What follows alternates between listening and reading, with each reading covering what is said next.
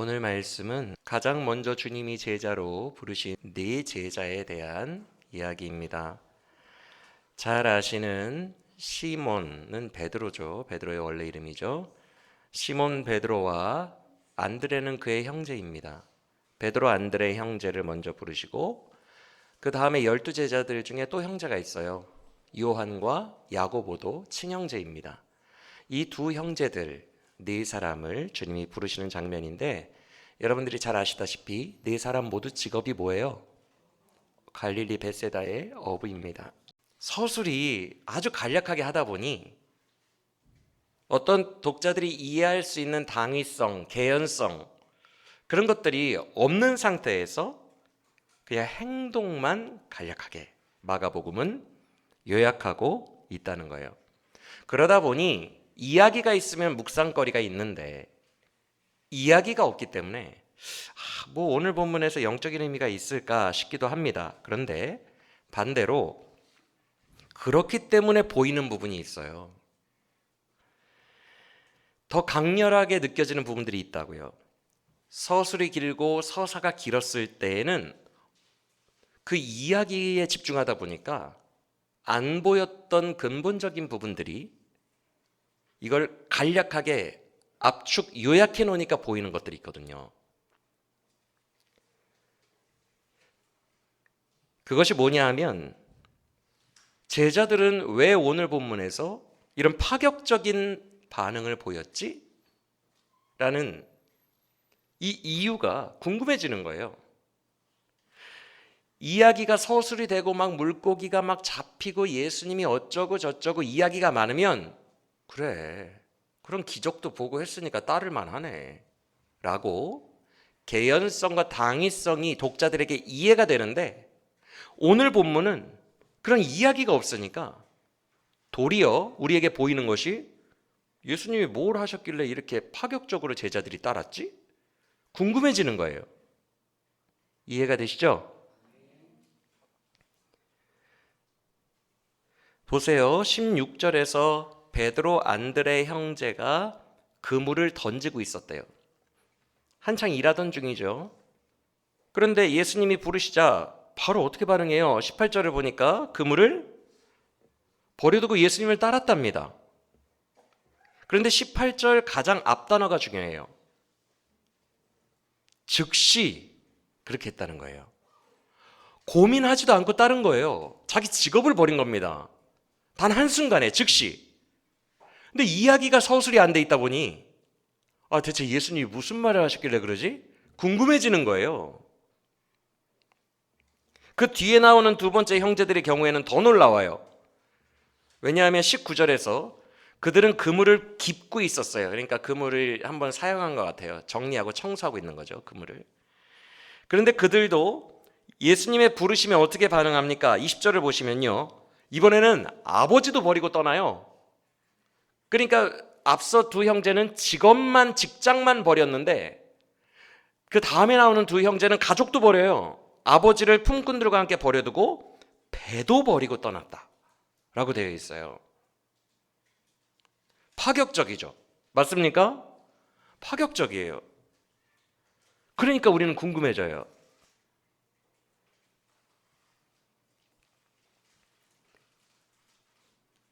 가족과 직장까지 단번에 즉시 버려두게 만든 그 힘이 뭘까?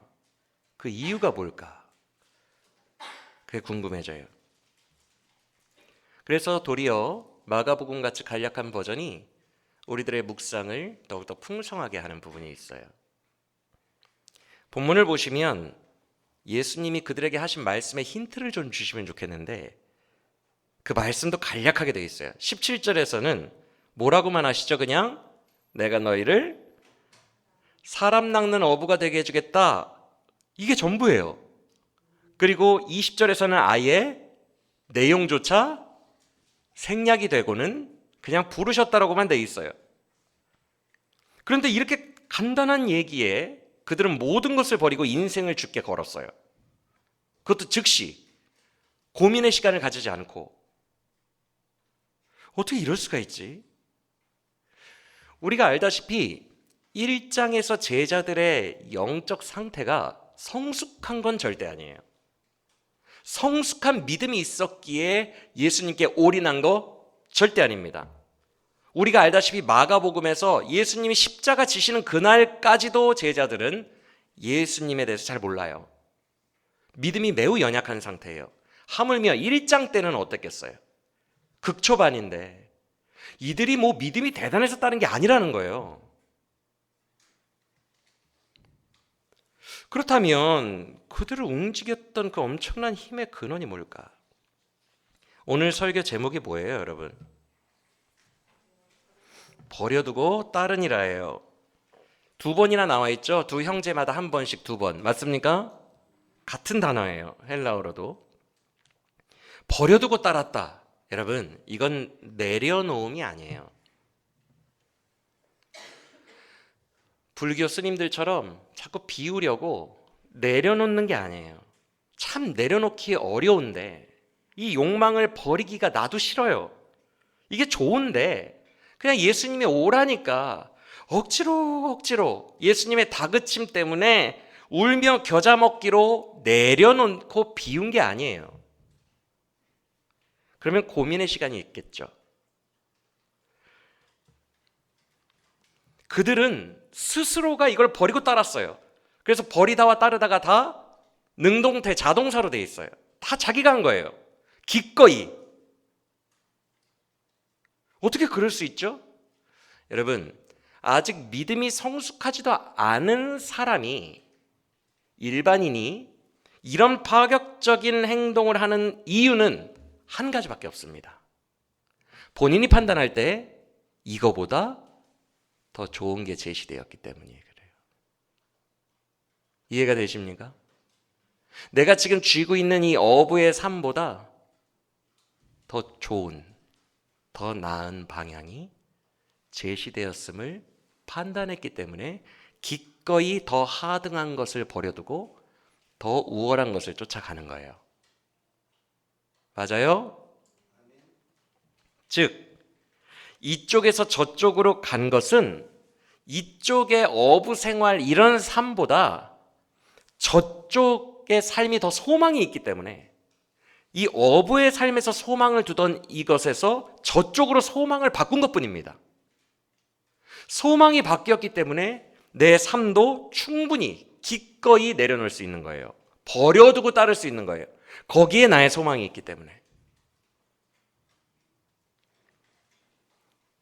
그러면 그들이 품었던 소망이 뭘까? 예수님의 어떤 말씀이 그들에게 소망이 되었을까요? 답이 나와 있죠?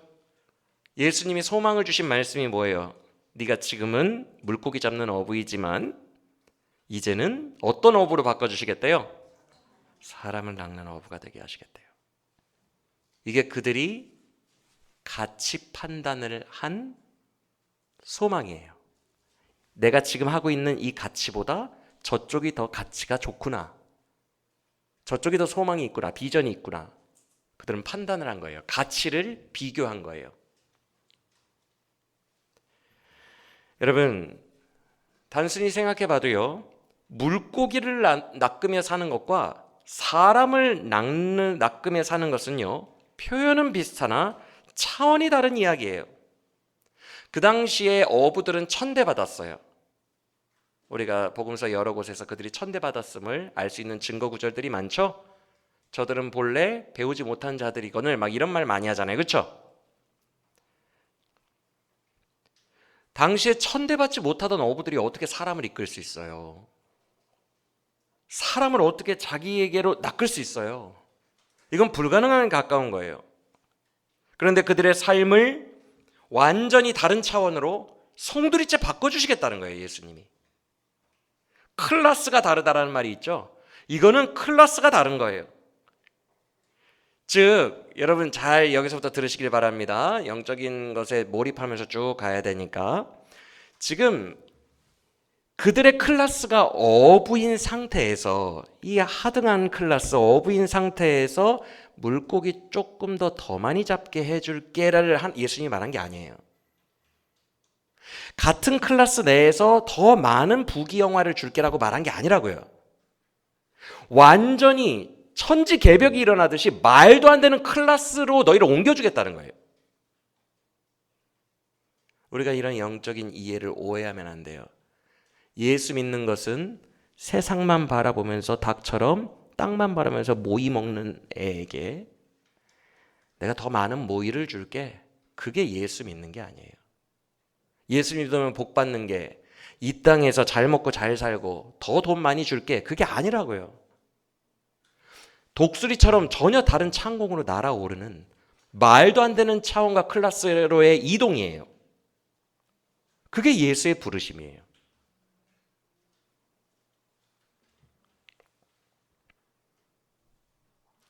즉 우리의 삶 전체를 상상도 할 수 없는 고상한 차원으로 올려주시겠다는 부르심이 제자들과 오늘 우리를 부르시는 예수님의 부르심이라는 것을 믿으시길 바랍니다.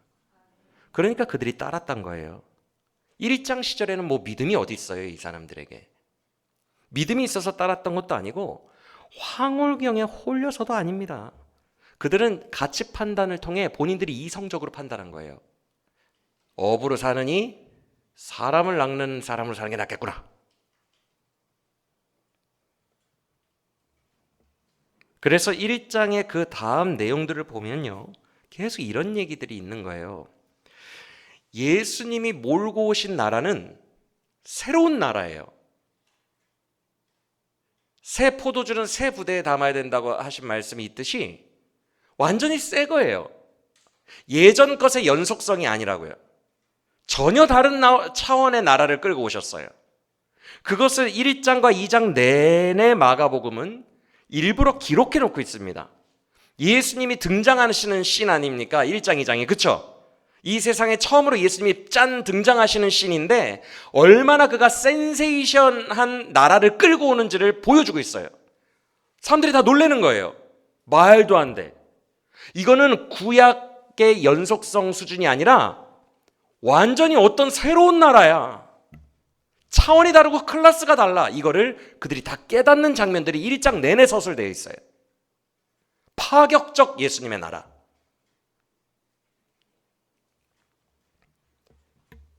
그래서 1, 2장을 보면 그 구약을 살던, 구약 시대에 갇혀서 살던 백성들이 그들의 그 하등하고 낮은 세계관 속에서 맨날 맴돌면서 살았거든요. 마치 베드로와 그 4명의 제자들처럼 뭐 하겠어, 오늘도 그물이나 내리러 가야지. 반복되는 거예요, 삶이. 이 테두리 안에서 계속 맴도는 거예요. 그런데 그 구약의 시대를 살고 있던 그 사람들이, 이 세계관에 갇혀있던 사람들이 그들의 한계를 계속 돌파하는 행동들과 말씀들을 예수님이 하십니다. 그게 1, 2장이에요. 그래서 그들이 계속 놀라요. 어떻게 이런 세계가 있을 수 있지? 정말 그렇다고? 예수님이 그 세상을 몰고 오셨다는 것을 증언하신 거예요. 때가 참에 천국이 가까웠으니, 이 말씀을 하고 싶으신 거예요.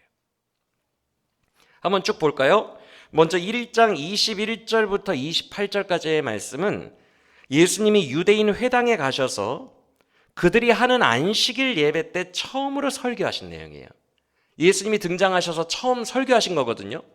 유대인들도 우리처럼, 우리가 주일에 예배 드리는 것처럼 교회에서, 그들은 회당에서 안식일에 예배 드렸어요. 똑같이 설교가 있고 찬양이 있고 기도가 있습니다. 그들의 예배 형식도. 그런데 그 회당에서 안식일 예배 때 예수님이 설교자로 처음 등장하신 거예요. 그리고 그들을 가르치시는데 22절을 보시면 그 가르치심을 듣고 사람들이 놀라는 모습이 나옵니다. 왜 놀라요? 22절이 중요한데 그들이 놀란 이유가 그들 입으로 뭐라고 말합니까? 그 가르침이 권위가 있는 것 같은데 누구처럼 뻔하지가 않대요. 지금까지 맨날 설교 들었던 서기관들처럼 뻔한 설교가 아니래요. 그래서 놀랐대요. 그런 후에 23절부터 갑자기 그 회당 속에, 그 거룩한 곳 속에 귀신 들린 자가 같이 있는 거예요. 구약은 이제까지 그거를 방치했어요. 해결할 능력이 없습니다.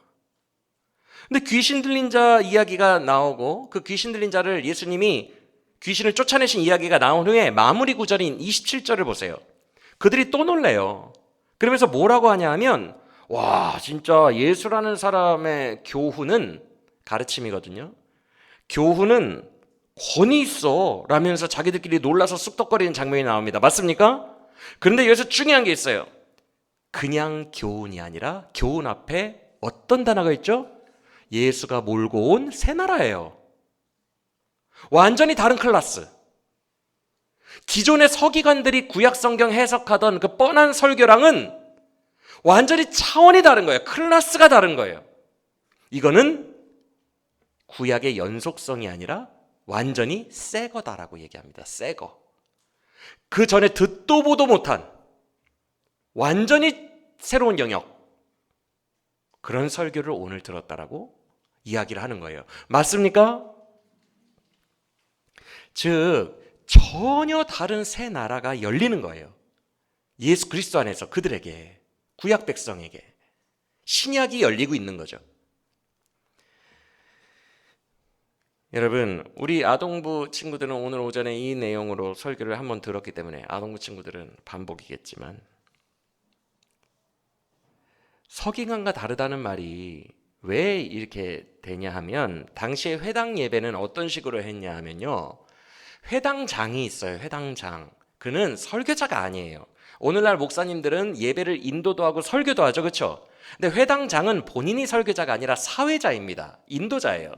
그래서 찬양하고 공동기도하고 다 한 다음에 자 오늘 설교하실 분 누구세요? 그러면은 유대인 중에 아무나 일어나서 오늘은 제가 하겠습니다 라고 하는 거예요. 그럼 뒤에 항아리에 창세기부터 각각 성경 두루마리가 꼽혀 있거든요. 구약 성경들이 어떤 본문들일까요? 오늘은 창세기 주세요. 그러면 창세기 두루마리를 큰 걸 줘요. 회당장이 항아리에서 뽑아서 주고 가면 그 두루마리를 열고 자기가 원하는 본문을 읽게 한 후에 이거에 대해서 본인이 설교를 하는 거예요. 그게 보통 누가 했냐 하면 지식이 없는 사람은 못하기 때문에 서기관들이 주로 했어요.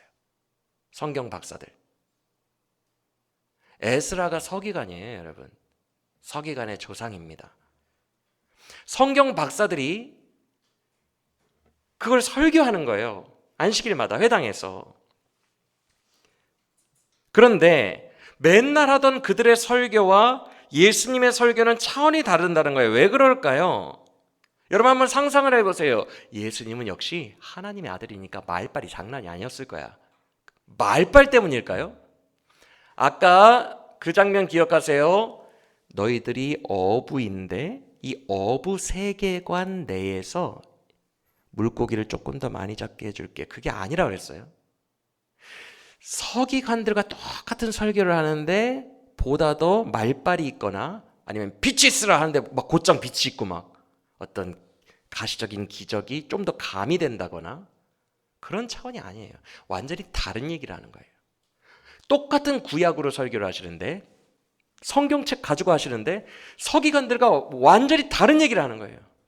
어떻게 그게 가능하죠? 우리 아동부 친구들은 아는데 어떻게 그게 가능해요? 당시 서기관들은 구약이 완결된 줄 알았어요. 구약 성경만으로 완결된 줄 알았다고요.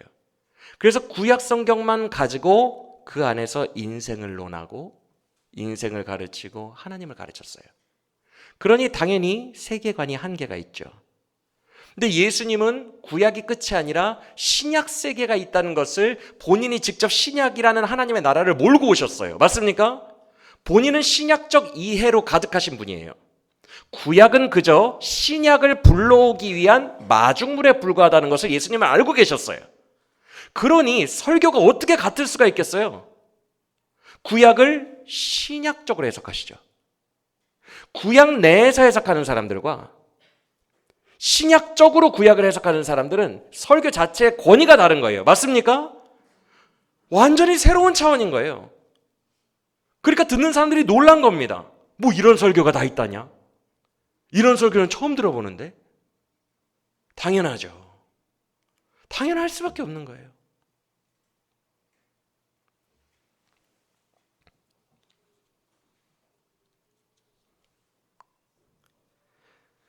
즉 앞서 주님은 직업을 바꿔주겠다고 하지 않았어요.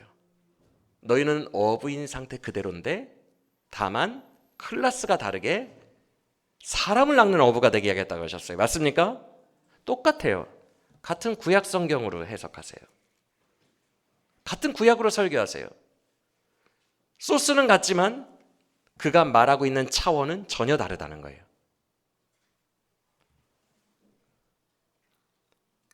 정말 어나더 레벨인 거죠. 그래서 그들이 인생 중에 가지고 있던 구약적 모든 한계들을 다 계속 뛰어넘으십니다.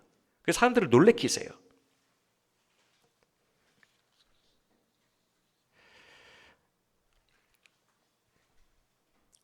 그래서 지금 권위, 말씀의 권위라는 얘기를 하는데 우리 아동바이들은 오전에 다 배웠지만 권위라는 단어가 헬라어로 엑수시아예요. 엑수시아는 통치자, 권세자라는 뜻이 있는데 그 이전에 보다 근본적인 사전 제일 앞에 나오는 의미가 선택의 자유입니다. 왕은 뭐든지 마음대로 할 수 있어요.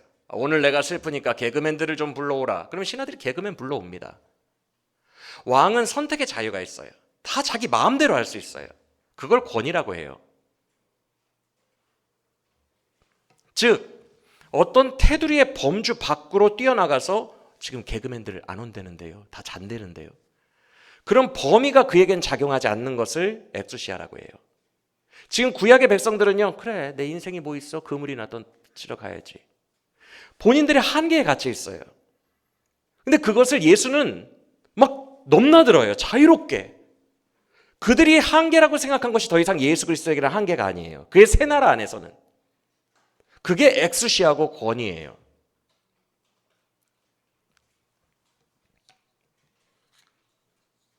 그래서 구약의 범주를 뛰어넘으십니다. 그는 자유로운 왕이시기 때문에 믿으십니까? 그래서 설교를 듣던 자들이 막 놀란 거예요. 막 넘나드시니까. 지금까지 자기들이 배워왔던 구약적 세계관과는 전혀 다른 말씀을 하시니까. 그래서 계속 이런 말씀들이 1, 2장에 나오는 거예요. 당시 구약 사람들은요 3가지 능력의 한계가 있었어요. 여러분들이 이거는 꼭 아셔야 되는데 지금 회당 내에 어떤 사람이 같이 동석하고 있었다고요? 귀신 들린 자가 동석하고 있었어요. 하루 이틀 동석했겠나요? 아니면 이날만 났었겠나요? 계속 있었겠죠? 귀신을 축출하시는 일은 예수 그리스도 오시기 전에는 한 건도 일어나지 않았어요. 이건 불가능의 영역이었다고요.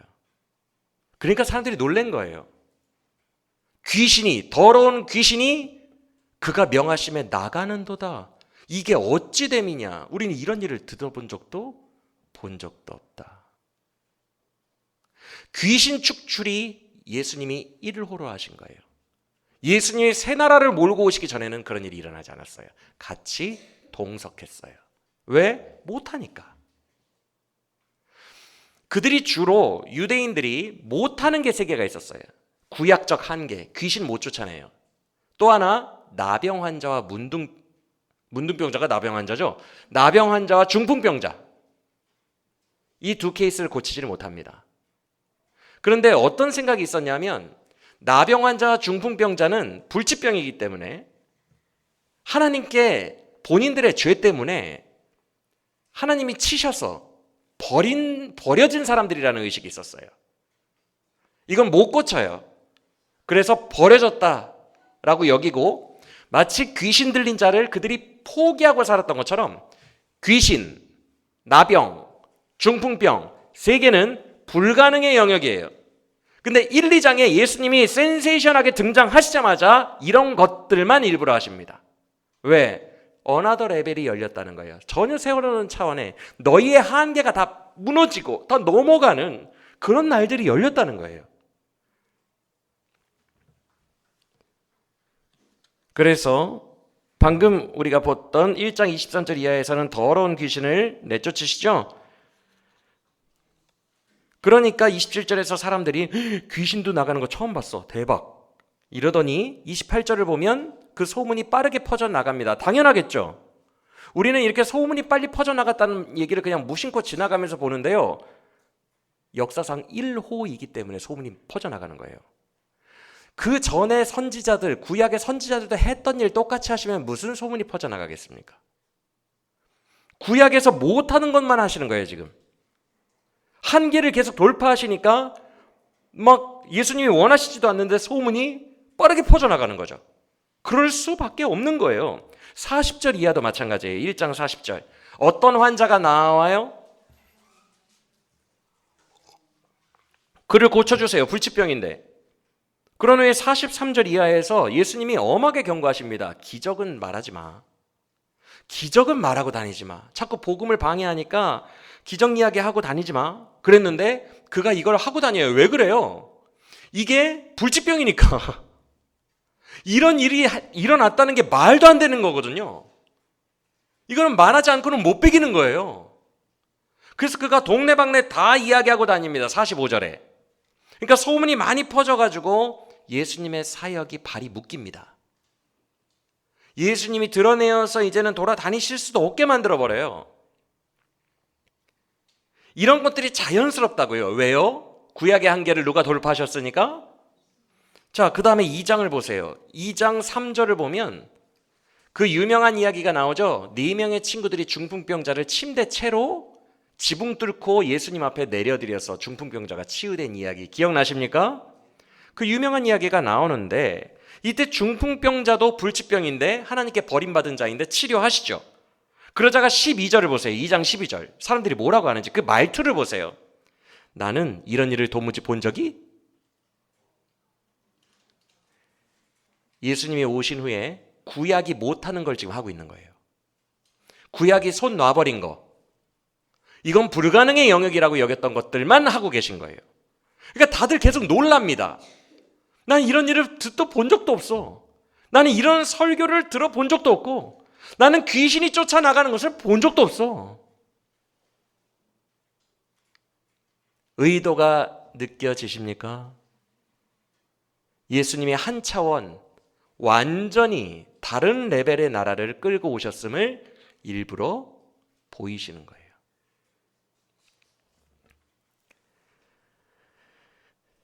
자, 그래서 제자들은 우와, 정말 그런 새로운 차원이 열린다고? 그것을 꿈꾸고 소망하며 모든 것을 버려두고 저쪽에 소망을 두고 주님을 따랐던 것입니다. 여러분, 우리도 계속해서 우리의 인생의 고만고만한 수준에 머물러 있어서는 안 됩니다. 우리가 기독교인임에도 에휴, 예수 믿으면 나도 좀 예수 믿는 사람답게 살아야 되는데 막 중얼중얼하면서 아침마다 뭐하러 가요? 그물 기부러 가요. 아휴, 예수님답게 살아, 예수님처럼 살아야 되는데. 그렇게 그 테두리 내에서 그 범주 내에서 고만고만하게 그냥 갇혀서 살면 안 된다는 거예요. 이 말은 여러분의 직업을 바꾸라는 게 아니에요. 예수님이 그들의 어부라는 직업을 바꾸셨습니까? 같은 어부로 두셨어요. 다만 낚는 게 달라지는 거예요. 맞습니까? 직업을 바꾸라는 게 아니에요. 즉 이게 무슨 말이냐면 그냥 세상 사람들이 하는 대로 똑같은 한계 안쪽에 머물며 다람쥐 쳇바퀴 돌듯 살아가는 그 고만고만의 삶의 반복에서 깨어나야 된다는 거예요. 왜? 여러분에게는 예수 그리스도의 새로운 세상이 도래했기 때문입니다. 주님은 여러분에게 오셔서 이 복음을 말씀하시며 이제는 너희의 소망을 바꿔야 된다. 새로운 날이 열렸으니까. 너의 그물과 배를 버려두고 나를 따르라 라고 명령하셨어요. 완전히 새로운 차원의 세상이 우리에게 열릴 것이라며 우리를 부르셨다는 것을 믿으시길 바랍니다. 그래서 우리도 고만고만함에서 벗어나서 새로운 차원으로 넘어가는 것을 꿈꾸고 소망하는 자가 되어야 합니다. 우리는 여전히 어부 그대로죠. 베드로와 이 사람들이 지식을 더 배우고 서울대학교에 들어가고 한 게 있습니까? 이들의 인생에 전혀 없습니다. 그냥 그대로예요. 그대로 어부예요. 우리는 어부 그대로예요. 그러나 주님이 우리로 하여금 너의 있는 모습 그대로 이제는 사람을 낚는 새로운 차원의 인생으로 너를 이끌겠노라 라고 약속하신 거예요. 그래서 그 소망의 전환이 우리로 하여금 모든 것을 버려두고 예수를 따르게 한다는 것을 믿으시길 바랍니다. 그래서 오늘 먼저 우리가 이걸 점검해야 돼요. 여러분들도 이 제자들처럼 예수님 따라오셨습니까? 분명히 어느 시점에 모든 것을 버려두고 예수님 따라온 것 같아요. 새 소망 가지고. 그런데 현재 우리의 삶이 어때요? 우리가 오늘 무엇보다도 진지하게 점검해 봐야 되는 것은 지금 내가 꿈꾸는 소망이 이 땅에서 내 자녀가 잘 되고 내가 돈을 벌고 내 병이 낫고 부귀영화가 되고 문제가 해결되고 능력받고 은사받고 기적받고 치유받고 잘되고 칭찬받고 명성 얻고 오늘 나를 이끄는 소망이 이 땅에 내가 물고기나 잡던 그 물고기가 10억이냐 100억이냐 물고기의 양만 체크하던 고작 그 수준에서 계속 머물고 있는 게 내 소망인지 아니면 예수님이 나를 부르신 그 전혀 어나더 레벨 완전히 차원이 다른 하나님의 나라가 내 소망인지를 점검해 봐야 돼요. 나는 어떤 소망에 끌려가고 있습니까? 내 소망이 예수님의 부르심의 상을 위하여 달려가는 소망입니까? 아니면 여전히 이 땅에서 잘 먹고 잘 사고 문제 해결되고 조금 더 잘 되는 거 그게 여전히 나의 소망입니까?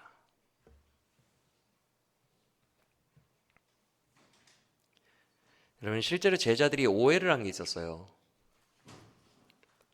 그리고 그들이 이 오해를 했다는 게 마가복음 전체에서 지속적으로 드러나고 있거든요. 그들은 분명히 새로운 차원의 뭔가가 있다는 것을 믿고 따랐어요. 다 버려두고. 그런데 그들이 가졌던 새로운 차원의 소망이 또 오해가 되는 거예요. 마치 고기를 더 많이 잡는 수준으로 또 해석이 되는 거예요. 주님께서 하늘 복음을 주셨는데 그게 이 땅에서 영광받고 잘 먹고 잘 사는 쪽으로 또 오해가 되는 거예요. 그래서 새 나라, 예수님이 말씀하시는 그 새 나라의 실체를 이들이 못 봅니다. 그래서 예수님이 십자가 사건, 마가복음 15장에 이르기 전까지는 계속 조용히 하라고 했던 거예요. 특히 기적이 일어나면 제발 조용히 해라.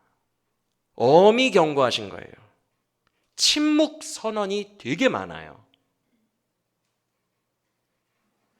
왜 그러시냐면 이 땅에서 나병 환자가 치유되고 귀신이 쫓겨나가고 기적이 일어나는 것이 새로운 하나님의 나라로 사람들이 국한해서 착각할까 봐.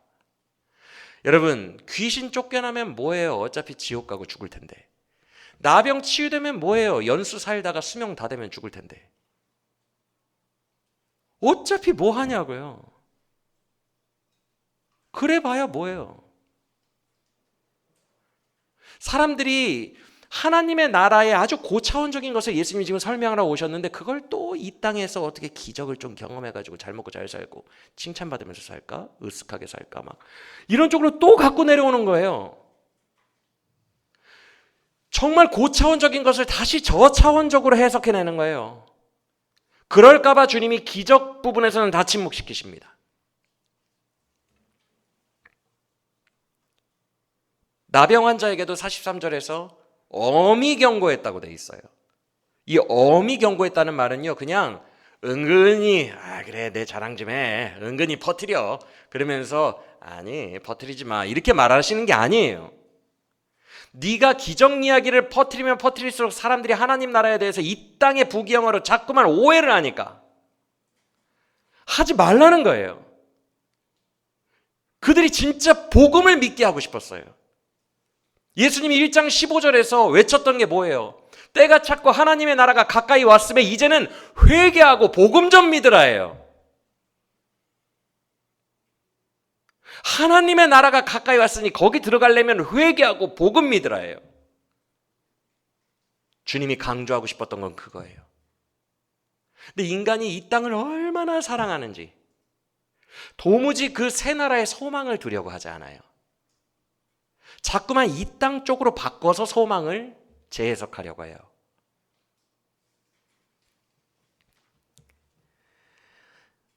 그래서 2장에 나오는 중풍병자 사건을 보시면 이런 논쟁이 벌어진 거예요.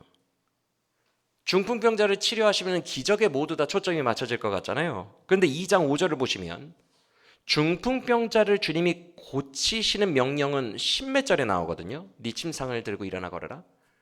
그 고치시는 명령 떨어지기 전에 그보다 더 먼저 5절에서 치유와 기적에 초점을 맞추지 않으시고 중풍병자야 네 죄가 사함받았다라며 뜬금없이 죄사함의 영역을 먼저 말씀하십니다. 기적 사건보다. 그러니까 바로 논쟁이 일어나요. 그 바로 밑에 절인 6, 7절을 보면 성경 좀 아는 서기관들이 바로 비판합니다. 뭐라고 해요? 뭐 자기가 죄를 사해? 이건 신성 모독인데? 이런 식으로 정죄를 하고 판단을 하기 시작해요. 근데 주님은 이 기적 사건을 통해 진짜 알게 하고 싶으셨던 게 뭐예요? 10절이에요. 인자가 이 땅에서 죄사함의 권위가 있다는 것을 너에게 알게 하려고 내가 이제부터 중풍병자 한번 고쳐볼게. 이거거든요. 기적이 핵심이 아니에요. 내가 지금 중풍병을 고치는 이유는 복음. 내가 죄사함의 능력이 있는 자. 죄사함이 포커스예요.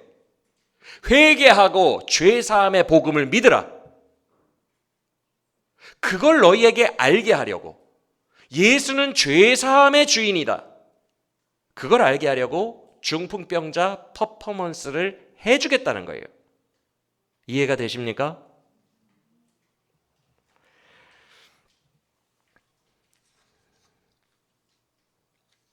그래서 주님은 마가복음 내내 사람들이 복음에 열광하기를 원하셨어요. 근데 사람들은 기적에 열광합니다. 1장 37절 보세요. 예수님이 인기가 기적 때문에 많아지니까 사람들이 엄청 몰려옵니다. 그러니까 38절에서 주님이 뭐라고 하시죠? 제자들에게 가자. 나는 기적 보여주러 온 게 아니라 도를 전파하는 것이 내 주목적이다. 나 전도하러 왔다. 복음의 도를 전파할 거다.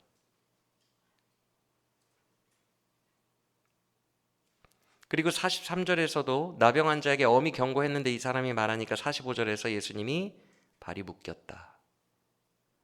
전도하러 다니셔야 되는데 발이 묶였다. 제자들이 오해하고 따른 게 이거였어요.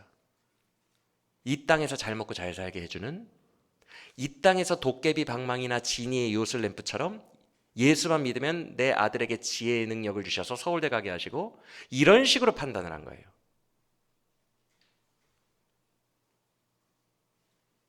그래서 마가복음을 쭉 보면 제자들이 늘 예수님과는 평행선을 걷다가 십자가 지시기 직전까지도 싸웁니다.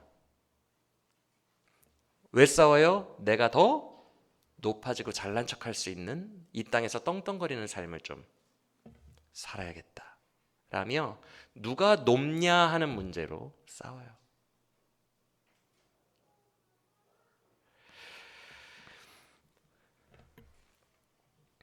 이 복음의 진정한 새 나라의 가치를 예수님은 그렇게 말씀하고 싶었는데 제자들은 또 못 믿은 거예요.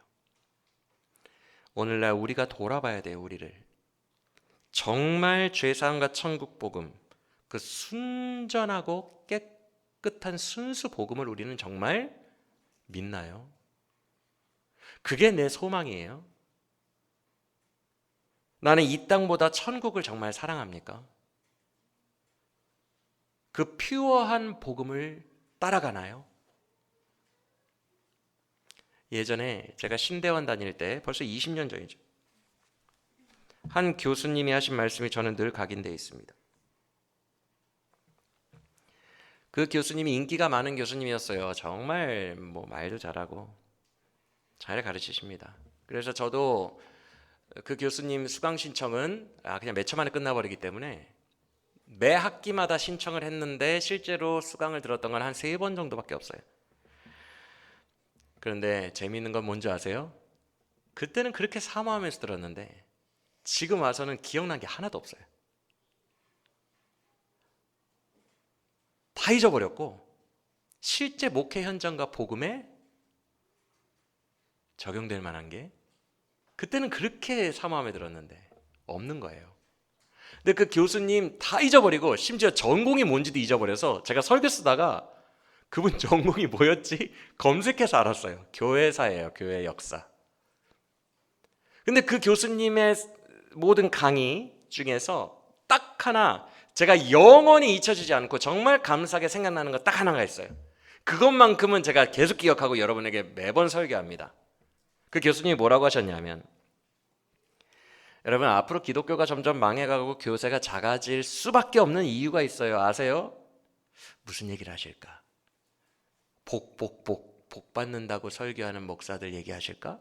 우리는 귀를 기울였어요. 기독교가 교세가 작아질 수밖에 없는 가장 큰 이유는요, 이거예요.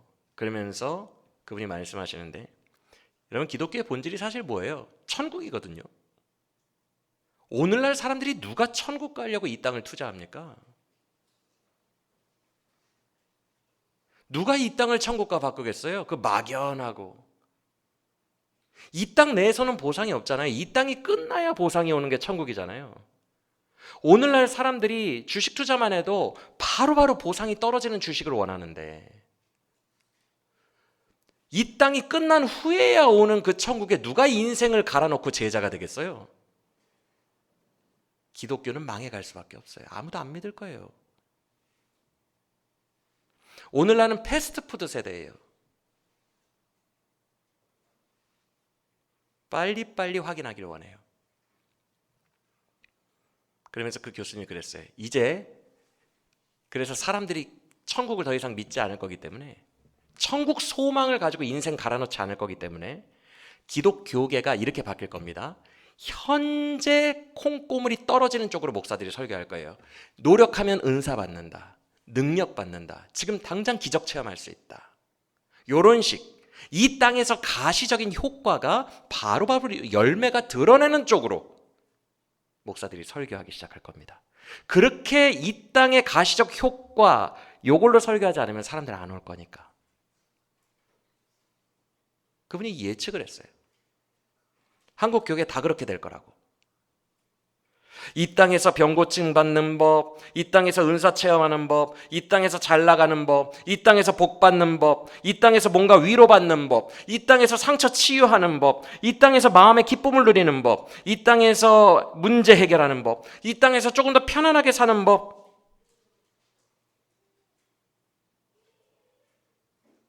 주일 설교자들의 설교의 결론이 곰곰이 들어보면 모든 결론이 다 이 땅에서의 뭔가 열매로 날 수밖에 없대요. 구조적으로.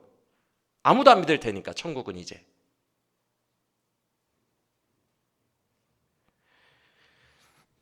우리가 사는 세대입니다. 누가 천국 소망을 가지고 인생을 갈아놓습니까? 천국은 마치 밭에 감추인 보화와 같아서 자기 재산을 다 팔아 그 밭을 사는 사람이 누가 있겠어요, 요새? 천국에 그만큼 소망을 두고 목숨 거는 사람이 누가 있겠어요? 천국이 너무 멀리 있기 때문에, 이 땅이 끝난 후에 오기 때문에 전혀 매력적으로 느껴지지 않는 세대를 우리는 살고 있어요. 그럼 우리는 어떻다는 거예요? 우리는 어떠냐는 거예요? 우리가 믿는 소망은 퓨어하고 순수한 소망입니까? 아니면 우리 역시 제자들처럼 이 땅의 어떤 가시적인 열매로 자꾸만 시원하고 변환시켜가지고 이해합니까, 예수를? 우리의 진짜 소망이 뭐냐는 거예요.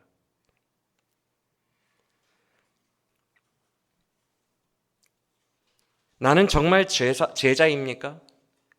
천국과 죄사함이 나의 열망이고 소망이고 나의 근본입니까? 죄사함의 기쁨이 가장 최고의 기쁨이며 천국이 나의 최고의 소망입니까?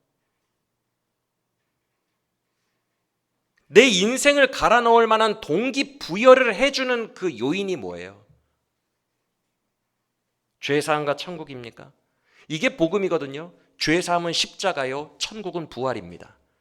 예수의 십자가와 부활이 복음이거든요. 그가 죽으시고 다시 사셨다. 죄사함, 십자가, 부활, 천국, 영생. 이게 내 모든 에너지의 동력이 돼야 돼요. 내 인생을 이것 때문에 갈아 넣어야 돼요. 근데 그렇게 살고 있는 제자가 우리가 맞느냐는 거예요.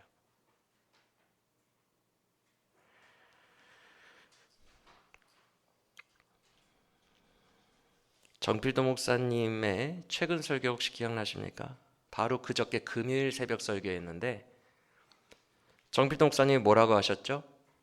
정필도 목사님 어렸을 때부터 극빈자로 살았어요. 그래서 고등학교 때 죽고 싶다고 기도했잖아요. 너무 가난해가지고 밥도 못 먹고 학비도 없고 그래서 중학교 내내 하루 3번 성전에 가서 주님이 살아계시면 왜 이렇게 나를 가난하게 하십니까? 정말 죽겠습니다. 차라리 날 죽여주세요라고 고등학교 때 기도했다 그랬잖아요.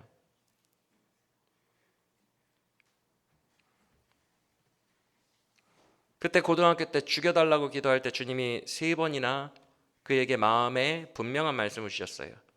너의 인생을 나에게 바칠 수 있겠니? 그래서 그가 인생을 바치겠다고 하자 주님께서 학비 서울대를 먼저 들어가게 하세요.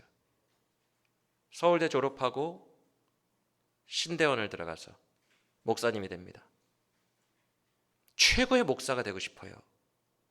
그래서 내 인생을 갈아드리고 싶어요. 그가 돌아가실 때 얘기 들었죠?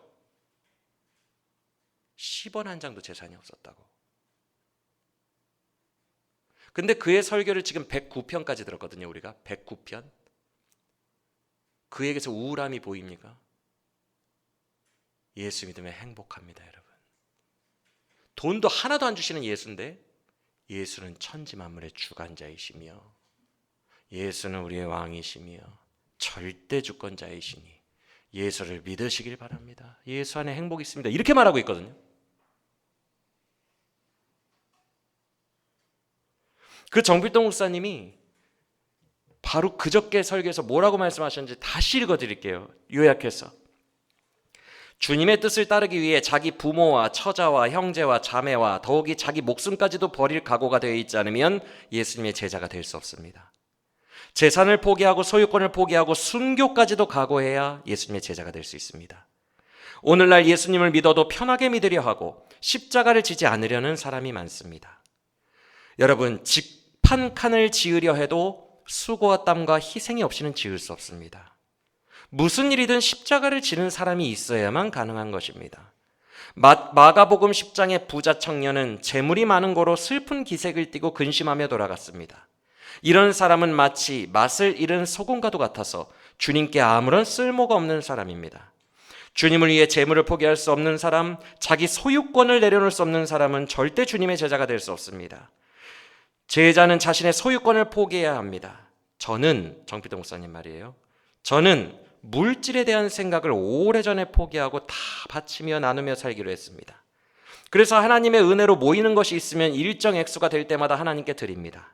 소유권을 포기했으므로 그것은 제 것이 아니기 때문입니다. 여러분, 목숨까지도 바칠 정도로 각오로 목회하는데 제가 포기하지 못할 것이 뭐가 있겠습니까? 이 부분이 중요합니다. 주님을 위해 이 땅의 모든 것을 바치고 살아가는 사람은 천국에 들어가 예수님과 더불어 청년 동안 왕노릇할 것입니다. 그의 소망은 왕노릇하는 거에 있었어요. 그러니 이 땅을 갈아 넣은 거예요. 나는 반드시 천국에서 천년 동안 예수님과 왕노릇한다 그랬어요. 내 소망은 이거예요. 예수님과 왕처럼 살 거예요. 그는 이 시대에 몇 안 남은 순수 복음을 믿었던 순수한 사람입니다.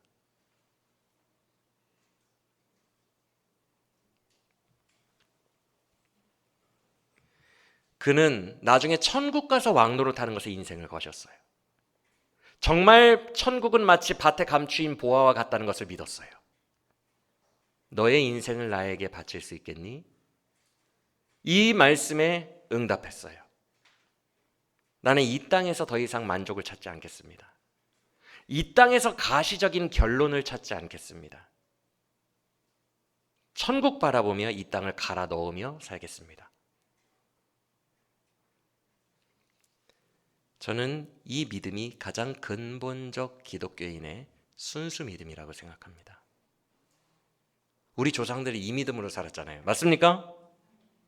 누가 이것을 부정하겠습니까? 천국 소망 가지고 천국 백성으로 이 땅을 살아가는 것. 그의 꿈은 분명했어요. 우리도 이런 소망이 있어야 된다는 거예요. 나의 소망이 이렇게 정필동 목사님처럼 순수한가? 정말 나 기독교인의 순수 소망을 가지고 있나? 이것을 우리가 돌아보기를 원합니다. 나의 초점은 이 땅에서 행복하고 이 땅에서 뭘 하고 의미 있게 살고 이 땅에서 능력받는 것에 집중되어 있는 이 패역한 시대에 나도 따라가고 있는 것은 아닌지 돌아보기를 원합니다. 여러분, 우리는 정말 고차원적인 거, 이 땅의 영역의 차원을 완전히 뛰어넘은 거, 그것에 인생을 걸어야 됩니다. 완전히 차원을 뛰어넘은 것에 걸어야지. 그 차원을 뛰어넘은 것을 보여주시기 위해 일부러 샘플로 퍼포먼스 해준 나병 환자 치유하고 더 잘 되고 여기에 머물러서는 안 됩니다. 주님은 완전히 차원 높은 그 나라를 주시려고 우리에게 오셨습니다. 이 가치를 진정으로 깨닫고 주의 복음을 따르는 우리 모두가 되기를 원합니다. 그래서 이 땅을 밟고 살지만 비록 하늘 소망을 가지고 살아가는 정필도 목사님과 같은 진짜 참 제자들이 되시기를 예수님의 이름으로 간절히 축원합니다. 그러려면 이 천국 복음이, 저 천국이 정말 가치가 있다라고 내가 믿어져야 되거든요. 근데 우리 마음에 쏟아놓고 솔직히 생각해 봅시다. 아까 그 교수님이 말씀하신 것처럼 가치 있게 느껴지세요? 오늘날 이 패역한 세대를 사는 우리, 저 천국이 인생을 갈아넣을 만한 가치가 있다고 생각하십니까? 그럼 우리가 이렇게 살고 있지 않았겠죠? 맞습니까? 그러면 이 천국이 나에게 더 가치 있게 와닿아야 되거든요. 그래야 나도 모든 것을 버려두고 따를 수 있거든요. 근데 이게 우격다짐으로 되답니까? 천국에는 여러분 도로 포장이 금으로 돼 있어요. 백날 이렇게 말해봐야 그게 나에게 오늘 동기부여가 돼요? 거기는 천국이니까 그러겠지. 근데 지금 금 한 덩이라도 있었으면 좋겠어. 요새 금값 올랐는데. 다들 이렇게 생각하지 않습니까? 맞아요, 틀려요. 왜 정필도 목사님처럼 그렇게 계세요? 맞죠? 거기 보도블록 금으로 깔려있으면 뭐예요? 지금 내가 죽겠는데. 이게 우격다짐을 안 된다고요. 목사들이 앞에서 백날 천국에는 금이 있고요, 그랜저 타고 다닐 수 있어요 라고 백날 설교해봐야 와닿잖아요. 그래서 이 가치가 진짜로 가치가 되려면 이쪽의 좋음을 강조하는 게 아니라 우리가 살고 있는 이 땅이 마귀의 땅이요, 최악이요, 눈물 범벅이요, 절망밖에 없는 땅임을 아는 방식으로 가치의 판단을 하는 거예요. 이게 영의 세계에 눈을 떴다고 얘기하는 거예요. 내 자녀가 서울대 가게 해주시고 문제 해결되게 해주시고 암이 떨어져 나가게 해주세요. 그거 되면 행복하겠지? 그것만 되면 되겠지? 아직도 이 땅이 좋은 줄 알아요. 암이 떨어져 나가도 지옥을 사는 게 이 땅임을 깨달아야 돼요. 내 자녀가 서울대 가도 행복하지 않고 그때부터 지옥이 펼쳐진다는 것을 깨달아야 돼요. 이 땅이 어떤 우리에게 처절한 아픔을 주는 땅인지 이 땅의 본질에 대해서 알아야 된다고요. 근데 이 땅을 너무 사랑하는데 어떡해? 이 땅은 우리에게 지옥을 선사하는 구조적으로 멸망받아 합당한 소돔과 고모라라는 것을 깨달아야 되는데 이 땅이 너무 좋은 걸 어떻게 합니까? 죄가 너무 좋은 걸. 천국을 목사가 백날 좋게 표현해봐야 안 와닿아요. 제자가 될 수 없어요. 회개할 때 제자가 될 수 있어요. 그래서 주님이 회개하고 천국 복음을 믿으라고 하신 거예요. 회개가 뭐예요? 이 땅에 소망을 두지 않는 거예요. 이 땅에 소망을 두고 주님 돈 좀 줘요. 돈 주면 행복할 것 같아요. 아니라는 걸 깨닫는 거예요. 그게 다 가짜였음이 깨달아지는 거예요. 뼈저리게.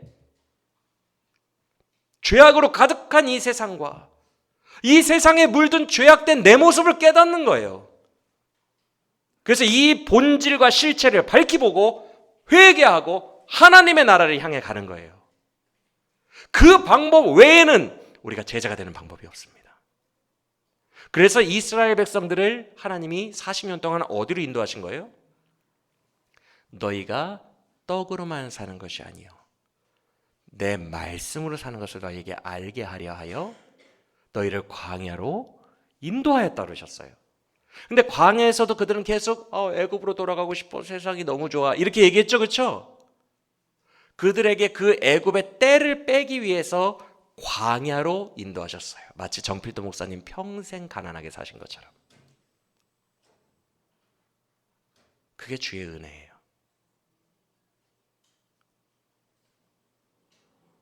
광야로 인도하신 다음에 만나만 먹이시면서 40년을 돌보시다가 주님이 신명기에서 뭐라고 하시죠? 나 사실 걱정돼. 가나안이 너희의 목표가 아닌데 가나안을 목표로 생각할까 봐. 내 걱정이 뭐냐 하면 신명기 8장 너희가 가나안 땅에 들어가 배부르게 살 때에 나를 잊을까 함이라.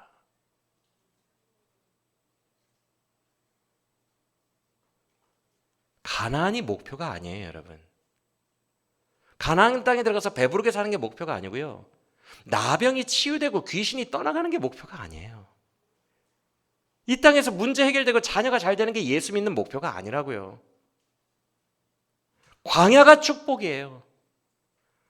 예레미야서에서 하나님이 뭐라고 하시죠?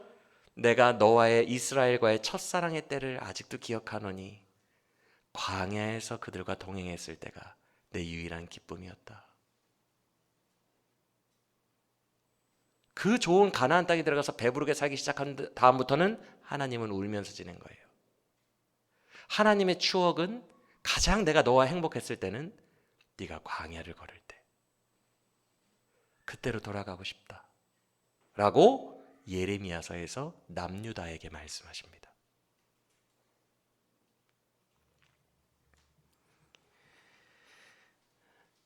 사랑하는 여러분, 우리가 우리의 인생을 향한 하나님의 뜻을 이런 진리의 말씀 안에서 다시 한번 깊이 깨닫게 되시기를 예수님의 이름으로 축원합니다. 우리가 그러면 이 땅에서 그러면 목사님 뭐 어쩌라는 거예요?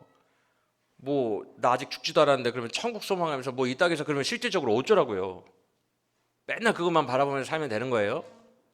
실질적으로 이 땅에서 우리가 소망해야 되는 하나님의 나라는요, 아까 그 세 가지예요. 귀신이 떠나가고 나병과 중풍병이 치유되는 것인데, 기적의 현상이 아니라 이 세 가지가 담고 있는 영적 의미예요. 귀신에게 사로잡혀서 맨날 죄악되는 생각만 하고 있고, 맨날 이기적인 생각만 하고 있고, 압도당해서 귀신에게 유린당하고 있고 통제당하고 있는 우리의 삶. 그리고 나병 환자와 중풍병자는 본인 죄 때문에 걸렸다라는 인식이 있었어요. 그래서 중풍병자에게 죄사함을 선포하신 거예요. 나병 환자와 중풍병자가 가진 의미는 죄의 짐과 죄가 주는 수많은 열매들 속에서 허덕이며 살아가는 우리의 삶이에요. 우리가 천국을 소망하면서 이 땅에서 실질적으로 소망해야 되는 것은 죄로부터의 해방입니다. 죄사함이에요. 내가 잘 먹고 잘 사는 게 아니라 내 삶에서 죄가 나를 더 이상 주장하지 않게 하소서. 하나님이 나를 다스려 주시고 성령이 나를 통치하게 하여 주옵소서. 이것이 우리의 삶의 목표예요. 천국 가는 그날까지. 그게 이 땅에 임하신 하나님의 나라예요. 성령을 따라 살아가는 이 부활의 삶은요, 내가 나의 것을 버려두지 않으면 따라갈 수가 없어요, 여러분. 오늘 설교 제목이 버려두고 따르니라잖아요. 내 거를 버려두지 않으면 따라갈 수가 없어요. 오늘 본문에 버려두다라는 헬라어가 너무 재밌어서 제가 수요 예배 자료에도 써놨어요. 이 버려두다가 단순히 내려놓다가 아니에요. 이 단어의 의미는 석방시켜주다예요. 예를 들어 내가 자녀에 대한 집착이 있어요. 이 자녀에 대한 애착과 집착 때문에 주의 길을 가지를 못해요. 내가 돈에 대한 애착이 있어요. 어떤 이 직장과 사업에 대한 애착이 있어요. 이것 때문에 주의 길을 가지를 못해요. 내가 붙들고 있는 이 집착, 이거 석방시켜 버리라는 거예요. 내가 통제하려고 하는, 내가 억류하고 있는 이것을 풀어주다, 석방시키다, 놓아주다예요. 그들은 그들이 집착하고 있던 그물, 배, 이것을 풀어줬어요. 석방시켜줬어요.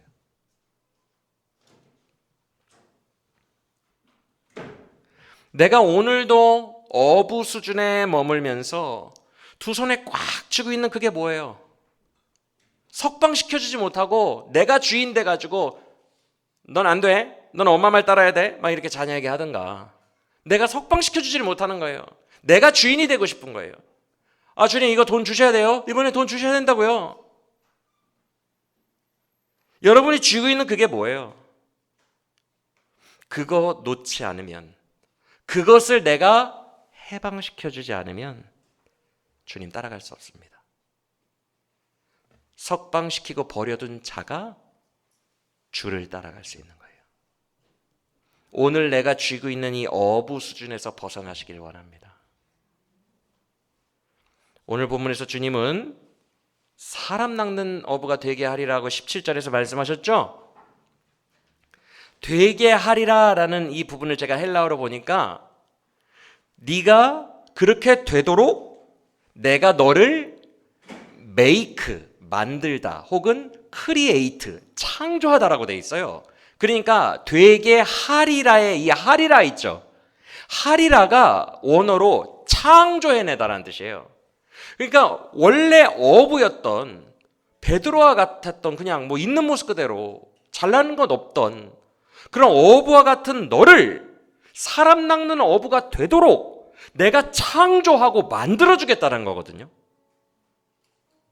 주님이 우리를 그런 새로운 차원의 삶으로 인도하시고 만드시려면 우리가 우리를 그에게 내어드려야 돼요. 맡겨야 돼요. 믿고 턱 맡겨야 돼요. 우리 손에 쥐고 있는 것들 다 해방시켜주고 석방시켜주고 이제 주님께 나를 맡겨야 돼요. 그때 주님께서 우리를 진짜 정필도 목사님 같은 강력한 천국 백성의 용사로 바꿔주십니다. 우리를 지배하던 질병과 귀신과 같은 죄악의 세상으로부터 자유케 되어 성령의 사람이 되게 해주세요. 비포의 삶을 애프터로 바꿔주십니다. 그걸 예수님이 하시겠다고 약속하시고 부르셨어요. 우리가 손에 있는 것을 석방시키고 따라가기만 하면 이걸 해주시겠대요. 믿고 주님께 우리의 그물과 배를 다 버려두고 주님께로 나아가 내 삶을 그가 주장해 나가시고 빚어가시도록 내어 맡기시길 바랍니다. 그게 가장 평안하고 자유한 삶이에요. 그 믿음으로 살아갈 때 우리에게 능력이 생기고 용사다운 정필도 목사님의 모습이 비로소 우리들에게 흘러감을 믿으시길 바랍니다. 새 시대 일꾼으로 우리를 부르셨는데 왜 자꾸만 구시대적으로 복음을 오해해서 이 땅에 매여 있습니까? 왜 이렇게 나는 예수께만 붙들려야 되는데 이 땅에 여러 가지에 붙들려 있는 게 너무 많습니까? 이 집착에서 석방을 시켜줘야 되는데 아직도 구약의 한계 범주 안에 머무르는 내 삶의 모습이 오늘 말씀을 통해 개혁되고 변화되기를 원합니다. 탈피되기를 원합니다. 그는 새로운 세상을 몰고 오셔서 여러분을 부르셨으니 그 콜링에 믿음으로 응답하기를 원합니다. 그래서 진짜 제자를 정말 한 명 찾아보기도 어려운 이 패역한 세대에 우리만큼은 어린아이처럼 순수한 마음으로 정필도 목사님처럼 살아가는 진짜 제자들로 빚어지기를 예수님의 이름으로 간절히 축원합니다.